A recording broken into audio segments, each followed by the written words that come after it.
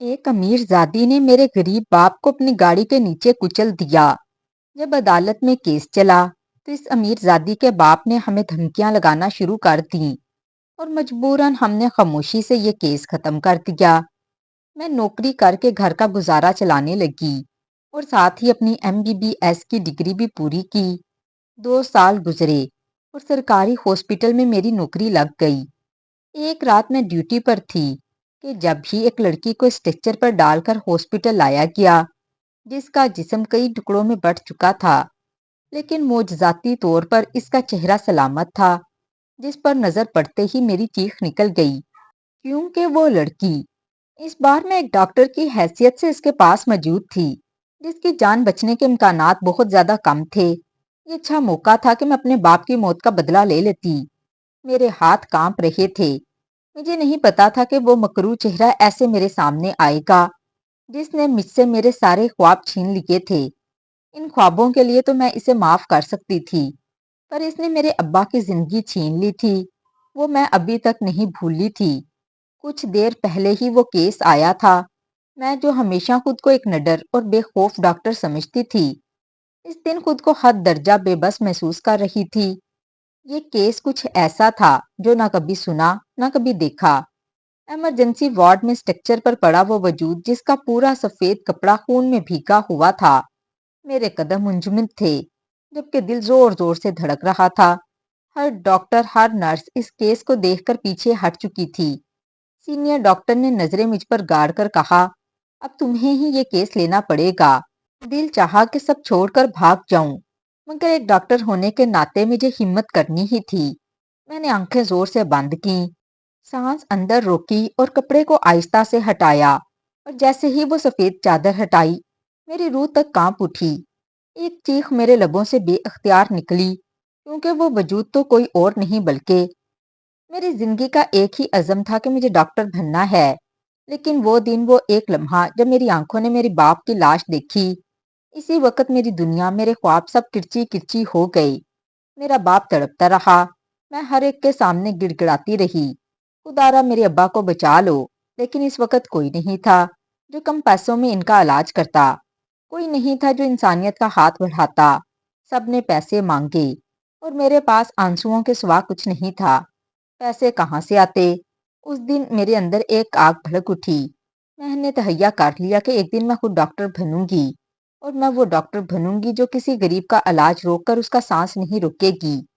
لیکن ہم غریبوں کی آواز کہاں سنی جاتی؟ ہماری تو فائلیں بھی گرد میں دب جاتی ہیں۔ میں روز عدالت کے چکر کاٹتی تاکہ اس لڑکی کو سزا دلوا سکوں جس کی وجہ سے میرے باپ کی موت ہوئی، لیکن ہر بار صرف ایک ہی خبر ملتی کہ تاریخ آگے چلی گئی ہے۔ میں تھک چکی تھی۔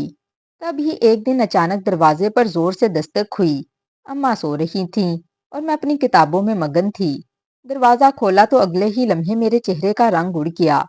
وہ شخص سیدھا میرے سامنے آیا، آنکھوں میں غرور اور لہجے میں زہر لیے بولا، خبردار لڑکی، میری بیٹی پر نظر رکھی تو برداشت نہیں کروں گا۔ میری بیٹی لاکھوں میں ایک ہے، اگر تم نے اس پر الزام لگایا تو مجھ سے برا کوئی نہیں ہوگا۔ یہ سن کر لمحہ بھر کو میرا دل لرز گیا کہ کیا صرف اسی کی بیٹی لاکھوں میں ایک ہے؟ میں کسی کی بیٹی نہیں تھی کیا؟ لیکن جانے کہاں سے میرے اندر ایک آگ سی دہک اٹھی، ایک عزم تھا۔ تب ہی میں نے اس شخص کی آنکھوں میں آنکھیں ڈال کر کہا، تمہاری بیٹی گناہگار ہے، اب اسے اس کی سزا ضرور ملے گی، میں اسے چھوڑوں گی نہیں۔ میں نے بس اتنا ہی کہا تھا کہ وہ شخص اچانک غصے سے میری گردن پکڑنے لگا۔ میری سانسیں رکنے لگیں، میں ہاتھ پاؤں مارنے لگی۔ تبھی امی کمرے سے باہر آ گئیں، مجھے اس کے چنگل سے چھڑوانے کی کوشش کرنے لگیں اور کانپتی آواز میں کہنے لگیں، یہ کیا کر رہی ہو؟ کیوں شیر کے منہ میں ہاتھ ڈال رہی ہو؟ میں تمہیں کتنی بار کہہ چکی ہوں۔ امی اس شخص کے سامنے ہاتھ جوڑ کر بولیں، میں آپ سے معافی مانگتی ہوں، میری بچی نادان ہے۔ پر وہ شخص گرایا، اپنی بیٹی کو سمجھا لے ورنہ وہ تیرے ہاتھ سے نکل جائے گی ہمیشہ کے لیے۔ اگر اس نے دوبارہ میری بیٹی پر انگلی اٹھائی تو میں اسے ختم کر دوں گا۔ امی زور زور سے رونے لگیں، لرزتی آواز میں بولیں، معاف کر دے، خدا کے لیے معاف کر دے، میری بچی کمسن ہے، نادان ہے، میں اسے سمجھا دوں گی، وہ سب کچھ واپس لے لے گی۔ امی کی یہ بات سن کر میرے اندر آگ بھڑک اٹھی۔ دل چاہا سب کچھ توڑ دوں۔ میرے لب کانپ رہے تھے لیکن میں ضبط کیے کھڑی تھی۔ وہ شخص دروازہ زور سے پٹخ کر چلا گیا اور میں امی کی طرف پلٹی اور چیخ کر کہا، امی یہ کیا کر دیا آپ نے؟ میرے ابا کی جان گئی صرف اس لڑکی کی وجہ سے۔ وہ لڑکی میرے ابا کی قاتل ہے اور آپ کہہ رہی ہیں کہ میں سب کچھ واپس لے لوں۔ میں دھاڑے مار مار کر رو رہی تھی۔ امی نے نم آنکھوں سے کہا، یہ معاشرہ کبھی بھی اس لڑکی کو سزا نہیں دے گا۔ یہاں صرف غریبوں کی گردنیں جھکتی ہیں، امیر زادوں کی نہیں۔ اگر تم ان کے خلاف جاؤ گے تو تم کو ہی کچلا جائے گا۔ وہ لڑکی بچ جائے گی اور تم برباد ہو جاؤ گی۔ میں نے آنکھیں آسمان کی طرف اٹھا کر کہا، یا اللہ، میں تو اسے سزا نہ دلوا سکی، لیکن تیری لاٹھی تو بے آواز ہے، اب تو ہی کچھ کر۔ جب تک میرے ابا کی روح کو سکون نہ ملے میں چین سے نہیں جی سکتی۔ اور اسی لمحے اچانک آسمان پر کالی گھٹائیں چھا گئیں اور تیز بارش برسنے لگی۔ مجھے ہوش نہ رہا، میں بارش میں بھیگتی رہی۔ اماں مجھے زبردستی اندر لے کر آئیں۔ میرا نام فاطمہ ہے۔ میرا تعلق مڈل کلاس فیملی سے ہے۔ میرے ابا کی سرکاری نوکری تھی جبکہ میں بلا کی ذہین تھی۔ ابا کے دوست منیب صاحب کے بیٹے اسلم سے میری بہت اچھی خاصی دوستی تھی۔ ہم دونوں ایک ساتھ پڑھتے رہے اور وہ بھی بے حد ذہین تھا، اسی لیے ابا نے میرا رشتہ اس سے طے کر دیا۔ ہم دونوں کی منگنی ہو چکی تھی لیکن فیصلہ یہی تھا کہ جیسے ہی ہماری تعلیم مکمل ہوگی ہم تب شادی کریں گے۔ ہم دونوں کا خواب ایک ہی تھا، ہم ڈاکٹر بننا چاہتے تھے۔ اس وقت ہم سیکنڈ ایئر میں تھے جب ہمارے کالج میں ایک نئی لڑکی آئی۔ وہ امیر باپ کی بگڑی ہوئی بیٹی تھی۔ اس کا باپ ایک نواب تھا اور وہ اپنی حویلی اور جاگیر کی واحد وارث تھی۔ اسے اپنی دولت اور حیثیت پر بہت غرور تھا۔ جب بھی میں اور اسلم ساتھ بیٹھتے وہ اپنی سہیلیوں کو ہمارے پیچھے لگا دیتی۔ اسلم بلا کا خوبصورت تھا لیکن نہایت سادہ طبیعت کا مالک تھا۔ اس نے آج تک کسی اور لڑکی سے بات نہیں کی۔ میری منگنی اس سے ہو چکی تھی اسی لیے وہ مجھ سے بات چیت کر لیا کرتا، لیکن آئمہ کو یہ برداشت نہ ہوا کہ اسلم جیسا ذہین اور خوبصورت لڑکا صرف مجھ سے بات کرتا ہے، کسی اور لڑکی کی طرف نہیں دیکھتا۔ وہ ہمیشہ کسی نہ کسی بہانے سے اسے مجھ سے دور کرنے کی کوشش کرتی۔ کبھی کہتی کہ اسے کسی ٹیچر نے بلایا ہے، حالانکہ ایسا کچھ بھی نہیں ہوتا۔ میرا ضبط اب جواب دے چکا تھا۔ میں نے فیصلہ کر لیا تھا کہ اب آئمہ کو سچ بتانا ہوگا کہ اسلم میرا منگیتر ہے اور بہت جلد ہماری شادی ہونے والی ہے۔ اسے اس کے پیچھے پڑنے کی کوئی ضرورت نہیں۔ ایک دن میں اس کے پاس گئی، اس کے سامنے کھڑی ہوئی اور صاف صاف کہہ دیا، خبردار، جو تم نے اسلم پر نظر بھی ڈالی وہ میرا منگیتر ہے اور بہت جلد ہماری شادی ہونے والی ہے۔ یہ سن کر آئمہ کے چہرے کا رنگ اڑ گیا۔ وہ طنزیہ مسکرائی اور بولی، تمہیں بڑا غرور ہے اپنی منگنی پر، بڑی خوش ہو رہی ہو کہ اسلم تمہارا ہے۔ دیکھنا ایک دن میں تمہاری یہ خوشی مٹی میں ملا دوں گی۔ میں خاموشی سے مسکرا دی اور نرمی سے جواب دیا، جن کے ساتھ اللہ کی ذات ہو ان کا کوئی کچھ نہیں بگاڑ سکتا۔ اسلم کو تم مجھ سے کبھی جدا نہیں کر سکو گی کیونکہ وہ مجھ سے محبت کرتا ہے۔ مجھے مان ہے کہ اسلم ہمیشہ میرا ساتھ دے گا۔ انہی دنوں اسلم کے ابا اور میرے ابا کے درمیان تھوڑی سی ناراضگی شروع ہو گئی۔ شاید اس کی وجہ یہ تھی، انکل کی جو سرکاری پوسٹ تھی وہ میرے ابا کو مل گئی۔ وہ پوسٹ ابا نے اپنی محنت اور صلاحیت سے حاصل کی تھی، مگر منیب انکل کے دل میں شاید حسد پیدا ہو گیا تھا، اسی لیے انہوں نے ابا سے بات چیت تقریباً ختم کر دی۔ اس کے باوجود اسلم نے مجھ سے وعدہ کیا تھا، فاطمہ تم فکر مت کرو، ہم اپنے باپ کی ناراضگی کے بیچ اپنی محبت کو نہیں چھوڑیں گے، شادی ہوگی تو ہماری ہی ہوگی۔ مجھے اسلم کی باتوں سے تسلی تھی، لیکن پھر ایک دن اسلم کالج نہیں آیا۔ اسی وقت سے میرے دل میں بے چینی سی پیدا ہو گئی۔ اس دن آئمہ میرے پاس آئی اور طنز سے بولی، آج تمہارا اسلم نہیں آیا، کہاں ہے وہ؟ میں نے خود پر قابو رکھتے ہوئے کہا، ضرور کوئی پریشانی ہوگی جس کی وجہ سے وہ نہیں آ سکا، تم فکر نہ کرو، اس کے بارے میں سوچنے کی تمہیں کوئی ضرورت نہیں۔ مگر ایک ہفتہ یوں ہی گزر گیا اور اسلم کالج نہیں آیا۔ میری بے چینی حد سے بڑھ چکی تھی۔ میں نے اسے کئی بار موبائل پر میسیجز کیے مگر کوئی جواب نہیں آیا، جیسے وہ کہیں گم ہو گیا ہو یا شاید مجھ سے دور ہو گیا ہو۔ اب تو وہ مجھے میسج کرنے پر بھی کترانے لگا تھا۔ پھر ایک دن میں نے ہمت کر ابا سے پوچھ لیا، ابا یہ سب کب تک چلے گا؟ آپ کو تو معلوم ہے کہ میری منگنی اسلم سے ہو چکی ہے، مگر اب آپ لوگ ایک دوسرے کے دشمن بن گئے ہیں۔ ابا نے میری بات سنی اور بولے، بس ختم کر دو وہ منگنی، اب ہم ان لوگوں سے کوئی رشتہ نہیں رکھیں گے، بہت ہو گیا۔ وہ لوگ صرف پیسوں کے بھوکے ہیں۔ اسلم نے تم سے جو وعدے کیے تھے وہ سب بیکار تھے، اس نے وہ وعدے توڑ دیے ہیں۔ یہ سن کر تو جیسے میرے پیروں تلے سے زمین نکل گئی، میں حیران رہ گئی۔ میں ابا سے کہنے لگی، نہیں ایسا نہیں ہو سکتا، آپ کو کوئی غلط فہمی ہوئی ہے۔ لیکن جیسے ہی میں نے یہ کہا، 2 مہینے بعد اسلم کالج آیا، مگر جس کے ساتھ وہ آیا، اسے دیکھ کر میرے پیروں تلے سے زمین نکل گئی۔ وہ اکیلا نہیں تھا، وہ آئمہ کے ساتھ تھا۔ آئمہ میرے پاس آئی، چہرے پر طنزیہ مسکراہٹ لی اور بولی، دیکھو تو صحیح میرے منگیتر سے ملو، یہ اسلم ہے، اور ہم کچھ دن پہلے ہی منگنی کر چکے ہیں۔ یہ سن کر تو جیسے میرے سر پر آسمان گر گیا، میں صدمے میں تھی۔ اگلے لمحے میں نے آگے بڑھ کر آئمہ کے منہ پر زوردار تھپڑ مارا، وہ چیختی ہوئی اوندے منہ فرش پر جا گری۔ اسی لمحے اسلم میرے پاس آیا، میری کلائی زور سے پکڑی اور غصے سے بولا، یہ تم نے کیا حرکت کی ہے فاطمہ، یہ کالج ہے، کوئی میدان جنگ نہیں۔ مجھے لگا جیسے وہ اپنے ہوش میں نہیں۔ میں حیرانگی سے اسے دیکھتی رہی اور دھیمی آواز میں بولی، اسلم تم ہوش میں تو ہو، یہ کیسی باتیں کر رہے ہو؟ وہ مزید غصے سے بولا، یہ بالکل ٹھیک کہہ رہی ہے، یہ میری منگیتر ہے اور بہت جلد ہماری شادی ہونے والی ہے۔ یہ سن کر میری دنیا اندھیر ہو گئی، جیسے میں سن ہو گئی تھی۔ میں بوجھل قدموں سے گھر واپس آئی۔ میری حالت ایسی تھی کہ کچھ سمجھ نہیں آ رہا تھا۔ اسی رات مجھے ایک اچانک میسج موصول ہوا، تم نے مجھ پر ہاتھ اٹھا کر اچھا نہیں کیا، اب میں تم سے سب کچھ چھین لوں گی۔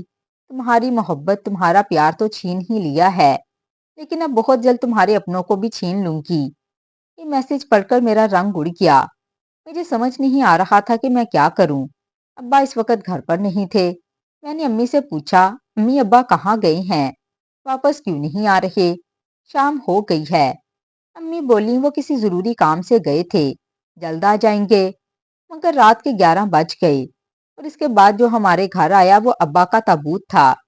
وہ منظر میری آنکھوں کے سامنے تھا، میرا دل پھٹنے کو تھا۔ لوگوں نے بتایا کہ ابا کو کسی وڈیرے کی بیٹی کی گاڑی نے کچل دیا تھا اور ایسا لگتا تھا کہ یہ سب کچھ پہلے سے منصوبہ بندی کے تحت کیا گیا تھا۔ یہ سن کر میرے اندر آگ بھڑک اٹھی۔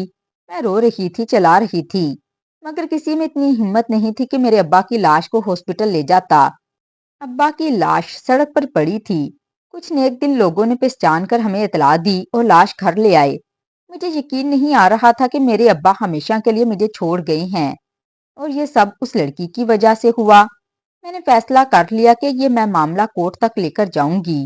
میں عدالت کے چکر کاٹنے لگی، مگر جلد ہی معلوم ہوا کہ آئمہ نے پیسے دے کر وکیلوں کو خرید لیا ہے۔ میرے لیے سب سے زیادہ تکلیف دہ بات یہ تھی کہ اسلم بھی آئمہ کے ساتھ تھا، پیسوں نے اسے خرید لیا تھا۔ اس کے ابا نے میرے ابا سے دشمنی کی آگ میں ہماری منگنی تڑوا دی اور آئمہ سے رشتہ کر دیا۔ آئمہ تو پہلے ہی اسلم کے گھر رشتہ لے کر جا چکی تھی۔ منیب انکل نے دولت کی چمک میں آ کر اپنے بیٹے کی منگنی آئمہ سے کروا دی، اور پھر وہ دن بھی آیا جب ان دونوں کا نکاح ہو چکا تھا۔ پولیس آئمہ کو گرفتار کر کر لے گئی، لیکن اس کے باپ نے پیسے دے کر اسے جیل سے چھڑوا لیا۔ وہ ہمارے گھر آ گیا اور ہمیں دھمکی دے کر وہ واپس چلا گیا۔ اماں کو میری جان کے لالے پڑ گئے۔ انہوں نے مجھے سمجھایا، بیٹی شیر کے منہ میں ہاتھ مت ڈال، اسے کچھ حاصل نہیں ہوگا۔ مگر مجھے سمجھ نہیں آ رہی تھی کہ میں کیا کروں۔ میرا بس ایک ہی خواب تھا، مجھے ڈاکٹر بننا تھا، وہ خواب جو میں نے اسلم کے ساتھ دیکھا تھا۔ اب اس کے خوابوں کی جگہ دولت نے لے لی تھی، لیکن میرے خواب وہیں کے وہیں تھے۔ 3-4 سال کی محنت کے بعد میں آخر کار ڈاکٹر بن گئی۔ اب میں سرکاری ہاسپٹل میں نوکری کر رہی تھی، اپنا اور اپنی اماں کا خرچہ چلا رہی تھی۔ میں نے سب کچھ اللہ پر چھوڑ دیا۔ ایک دن میں ہاسپٹل میں اپنی ڈیوٹی پر موجود تھی۔ یہ ایک سرکاری ہاسپٹل تھا جہاں اکثر پسماندہ طبقے کے مریض آتے تھے۔ اسی روز ایک مریض کو لایا گیا جس کی حالت بہت نازک تھی۔ لوگ طرز بھری نگاہوں سے اسے دیکھ رہے تھے۔ کوئی کہہ رہا تھا، یہ لاش ایک ویران سڑک سے ملی ہے، پتہ نہیں اس کے ساتھ کیا ہوا۔ مجھے بھی کچھ سمجھ نہیں آ رہا تھا۔ لاش پر سفید کپڑا تھا، کوئی بھی اس کا چہرہ نہیں پہچان سکا۔ میں نے کچھ سوچ کر آہستہ سے کپڑا ہٹایا تو میری چیخ نکل گئی۔ مجھے یقین نہیں آ رہا تھا کہ میں اس کا چہرہ اتنے سال بعد اس طرح دیکھوں گی۔ یہ آئمہ تھی، وہی آئمہ جس نے میری زندگی اجاڑ دی، جس نے میرے ابا کو مجھ سے چھینا تھا۔ لوگ کہہ رہے تھے کہ یہ لڑکی نشے کی حالت میں گاڑی چلا رہی تھی۔ تب مجھے یاد آیا، نشے میں گاڑی چلانا تو اس کی پرانی عادت تھی۔ ایک بار پہلے بھی اس نے نشے میں میرے ابا کو کچل دیا تھا۔ میں ابھی اس کا معائنہ کر ہی رہی تھی کہ اچانک ایک درد بھری آواز نے میرے ہوش اڑا دیے۔ آئمہ، آئمہ۔ میں نے پیچھے مڑ کر دیکھا، وہ اسلم تھا۔ میرا چہرہ ماسک میں چھپا ہوا تھا، لیکن میں اسے پہچان چکی تھی۔ وہ رو رہا تھا، ہاتھ جوڑ کر کہہ رہا تھا، میری بیوی کی حالت ٹھیک ہے نا؟ میرا بچہ بچ جائے گا نا؟ پلیز اسے بچا لیں۔ مجھے کچھ سمجھ نہیں آ رہا تھا۔ یہ وہی اسلم تھا جس سے میں محبت کرتی تھی، جس سے میں شادی کرنے والی تھی، لیکن اب وہ مجھے پہچان بھی نہیں رہا تھا۔ اسی لمحے ایک نرس کی آواز آئی، مریض کی سانسیں چل رہی ہیں۔ یہ سن کر سب کچھ جیسے رک سا گیا۔ پھر آئمہ کو ایمرجنسی وارڈ میں منتقل کر دیا گیا۔ میں بھی اندر جانے لگی تو پیچھے سے ایک آواز آئی، سنیں ڈاکٹر صاحبہ۔ میں پلٹ کر کھڑی ہو گئی۔ وہ میرے پاس آیا، میرے ہاتھ تھام کر بولا، دیکھیے میری بیوی سے زیادہ مجھے اپنے بچے کی جان پیاری ہے۔ بس میرا بچہ بچ جائے، میری بیوی کو کچھ بھی ہو مجھے اس کی پرواہ نہیں۔ یہ سن کر مجھ پر جیسے سکتہ طاری ہو گیا۔ میں چپ چاپ وارڈ کے اندر چلی گئی۔ میرے پاس موقع تھا، میں چاہتی تو اپنے ابا کی جان کا بدلہ لے سکتی تھی۔ مجھے پہلے لگا تھا کہ شاید وہ مر چکی ہے، لیکن جب میں نے اس کی سانسیں چیک کی تو پتا چلا کہ وہ ابھی بھی زندہ ہے۔ جیسے ہی میں نے مانیٹر پر نظر ڈالی، اس کے دل کی دھڑکن ایک دم سیدھی لائن میں تبدیل ہو گئی، یعنی اب وہ اس دنیا میں نہیں رہی تھی۔ پھر میری توجہ اس کے پیٹ کی طرف گئی۔ میں نے معائنہ کیا تو بچے کی دل کی دھڑکن بالکل نارمل تھی۔ یہ کسی معجزے سے کم نہ تھا۔ اسلم کی باتیں میرے ذہن میں گونج رہی تھیں، بچے کو کچھ بھی نہیں ہونا چاہیے، میری بیوی کو کچھ بھی ہو مجھے اس کی پرواہ نہیں۔ میں سوچ رہی تھی، کیا یہی موقع ہے جو قدرت نے مجھے دیا ہے؟ کیا یہی صحیح بدلہ ہے؟ میں اسلم کو احساس دلانا چاہتی تھی کہ جب کوئی اپنا ہمیشہ کے لیے بچھڑ جائے تو کیسا دکھ ہوتا ہے۔ اسی دوران لیڈی ڈاکٹر بار بار مجھ سے کہہ رہی تھی، ڈاکٹر فوری آپریشن کریں، بچے کی جان بچ سکتی ہے، ہم آپ کے حکم کا انتظار کر رہے ہیں، آپ کیوں خاموش ہیں؟ کیا آپ کو بچے کی جان کی پرواہ نہیں؟ وہ مجھے جھنجھوڑ رہی تھی، مگر میرے ذہن میں صرف اسلم کے الفاظ گونج رہے تھے۔ مجھے ایسا لگا جیسے اسلم کے دل میں میرے لیے نفرت مزید بڑھ گئی، لیکن میں نے فیصلہ کر لیا تھا کہ میں اسے سبق سکھا کر رہوں گی، اور پھر میں نے وہی کیا جو میرے دل نے کہا۔ کچھ دیر بعد جب میں باہر آئی تو اسلم بے چینی سے میرے پاس آیا۔ کیا ہوا؟ میرا بچہ تو اس دنیا میں آ گیا ہے نا؟ اسے کچھ نہیں ہوا نا؟ مجھے پتا چل گیا ہے، میری بیوی تو جان سے ہاتھ دھو بیٹھی ہے، لیکن میرا بچہ وہ تو زندہ ہے نا؟ اسے تو کچھ نہیں ہوا نا؟ وہ مجھے جھنجھوڑ کر سوال پر سوال کیے جا رہا تھا، جبکہ میرے پاس کوئی جواب ہی نہیں تھا۔ میں اسے کیا جواب دیتی؟ مجھے کچھ سمجھ نہیں آ رہا تھا۔ پھر اگلے ہی لمحے میرے دل میں ایک خیال آیا کہ کیوں نہ میں اسے اپنی حقیقت بتا دوں کہ میں کون ہوں۔ وہ بار بار کہہ رہا تھا، ڈاکٹر صاحبہ آپ کیسی ڈاکٹر ہیں؟ آپ کو ہوش بھی ہے یا نہیں؟ یہاں میری بیوی اور بچہ زندگی اور موت کی کشمکش میں ہے، اور آپ؟ میری بیوی تو مجھے ہمیشہ کے لیے چھوڑ کر جا چکی ہے۔ اس کی حالت تو پہلے ہی نازک تھی، لیکن آپ تو اب مجھے سمجھتی ہیں نا؟ کوشش کریں۔ مجھے سمجھ نہیں آ رہا تھا کہ میں اسے کیا بتاؤں۔ اتنے میں پولیس آ گئی۔ وہ اس کیس پر پہلے ہی انویسٹیگیٹ کر رہی تھی۔ ایک افسر نے کہا، ہمیں اس لاش کا معائنہ کرنا ہے تاکہ پتہ چل سکے کہ اس کے پیچھے آخر کس کی سازش ہے، مگر اسلم نے سختی سے منع کر دیا۔ وہ نظریں چرا رہا تھا۔ مجھے یقین نہیں آ رہا تھا کہ وہ ایسا کیوں کر رہا ہے۔ اسلم پولیس والوں سے کہہ رہا تھا کہ میں اس لڑکی کا شوہر ہوں اور میں آپ کو اجازت نہیں دیتا کہ آپ میری بیوی کا پوسٹ مارٹم کریں، ہمیں کسی تحقیق کی ضرورت نہیں، جبکہ پولیس بار بار اصرار کر رہی تھی، دیکھیں ہم اس لڑکی کو جانتے ہیں، اس کا والد کسی کام کے سلسلے میں شہر سے باہر گیا ہوا ہے، وہ جلد ہی واپس آ جائے گا، اسی لیے پوسٹ مارٹم کرنا ضروری ہے۔ مگر اسلم غصے سے دھاڑ اٹھا، میں اس کا شوہر ہوں، میں نے کہا نا مجھے اپنی بیوی کا پوسٹ مارٹم نہیں کروانا تو بس نہیں کروانا۔ پولیس والے وہاں سے چلے گئے، مگر مجھے یقین نہیں آ رہا تھا۔ ایسا لگ رہا تھا جیسے دال میں کچھ کالا ہے۔ اسلم کچھ چھپا رہا تھا۔ مجھے وہ اسلم نہیں لگا جو میرے ساتھ رہتا تھا، نہایت سیدھا سادہ اور بھولا بھالا، لیکن اب وہ کچھ اور تھا۔ میں نہیں جان سکی اس کے ذہن میں اس وقت کیا چل رہا تھا۔ پولیس کے جاتے ہی وہ میرے سامنے آیا اور غصے سے بولا، اگر میرے بچے کو کچھ بھی ہوا تو میں تمہیں جان سے مار دوں گا، میں تمہیں چھوڑوں گا نہیں۔ اس کی یہ دھمکی مجھ سے برداشت نہیں ہوئی۔ اتنا کہہ کر وہ اندر جانے لگا، مگر میں نے اسے روک لیا۔ رکو اسلم۔ میری آواز سن کر وہ ایک دم رک گیا۔ وہ تڑپ کر پیچھے مڑا اور میری آنکھوں میں جھانکنے لگا۔ شاید اس نے پہلی دفعہ میری آنکھوں میں جھانک کر دیکھا تھا۔ پھر ایک پل میں جیسے مجھے پہچان گیا ہو، میرے قریب آیا اور میرے چہرے سے آہستہ سے ماسک ہٹا کر دور پھینک دیا۔ اس کی زبان سے نکلا، فاطمہ۔ مجھے دیکھ کر اس کے چہرے پر ہوائیاں اڑنے لگیں۔ ہاں، میں فاطمہ۔ کیا ہوا؟ مجھے دیکھ کر خوشی نہیں ہوئی؟ مجھے لگا تھا کہ تم مجھے یاد کرو گے۔ تمہیں تو مجھے یاد رکھنا چاہیے تھا۔ تم نے اپنی بیوی کے ساتھ مل کر میری پوری زندگی برباد کر دی۔ تم لوگوں نے میرے باپ کو مجھ سے چھین لیا۔ میری ہر خوشی، ہر خواب جو میں نے تمہارے ساتھ دیکھے تھے، سب کچھ چھین لیا۔ کتنا کچھ تم نے مجھ سے چھینا، اور اب دیکھو تو صحیح، قسمت تمہیں دوبارہ میرے ہی قدموں میں لے آئی۔ اب تمہیں میری ضرورت پڑ گئی، اور میں ہی وہ واحد وسیلہ ہوں جو تمہاری بیوی اور تمہارے بچے کو زندگی دے سکتی تھی۔ یہ میرے ہاتھ میں تھا۔ تمہاری بیوی اور تمہارے بچے کی زندگی میرے رحم و کرم پر تھی، تو پھر میں کیسے نہ اپنے باپ کی موت کا بدلہ لیتی۔ اسلم، شاید تم بھول گئے ہو، میں تو پل پل اسی دن کا انتظار کر رہی تھی کہ کب تم میرے سامنے آؤ گے، اور کب میں تمہیں تمہارے کیے کی سزا دوں گی، کب میں تمہیں سبق سکھاؤں گی کہ تم نے مجھے دھوکہ دے کر بہت بڑی غلطی کی۔ یہ سن کر وہ وہیں رک گیا، روتے ہوئے کہنے لگا، ایسا مت کرو، دیکھو پلیز ایسا مت کرو۔ میں مانتا ہوں کہ مجھ سے غلطی ہو گئی، میں نے اپنے باپ کی وجہ سے وہ سب کچھ کیا، لیکن میرے بچے کو کچھ مت کہنا، وہ تو ایک معصوم جان ہے، اس کا کیا قصور؟ میری خوشیاں مجھ سے مت چھینو۔ یہ سن کر میں بھی کانپ گئی۔ پورے ہاسپٹل کا عملہ ہمیں ہی دیکھ رہا تھا۔ اسلم میرے دونوں بازو تھام کر مجھے جھنجھوڑ رہا تھا۔ دیکھو، ایسا مت کرو، وہ بچہ میری پوری دنیا ہے، مجھے اس لڑکی کی کوئی پرواہ نہیں، لیکن پلیز میرے بچے کو مجھ سے مت چھینو۔